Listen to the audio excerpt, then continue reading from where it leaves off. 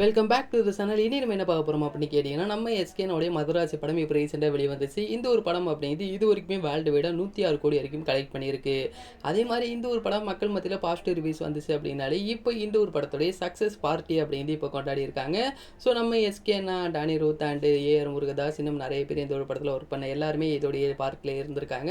So Madrasi படம் hit அப்படின்னு நம்ம ஆல்ரெடி சொல்லியிருந்தோம். ஸோ இதை மறுபடியும் கன்ஃபார்ம் பண்ணியிருக்காங்க அப்படின்னு தான் சொல்லி ஆகணும்.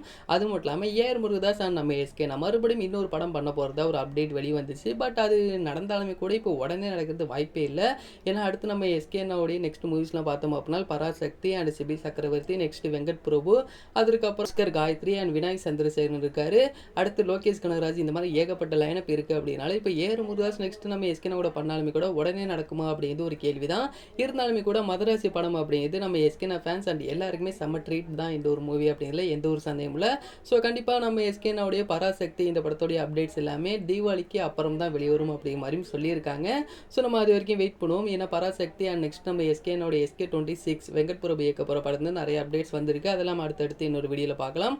அண்ட் இந்த ஒரு வீடியோவில் பிடிச்சிருந்தா ஷேர் பண்ணுங்கள், லைக் பண்ணுங்கள், மாத்திரம் என்னோட சேனலை சப்ஸ்கிரைப் பண்ணிங்க.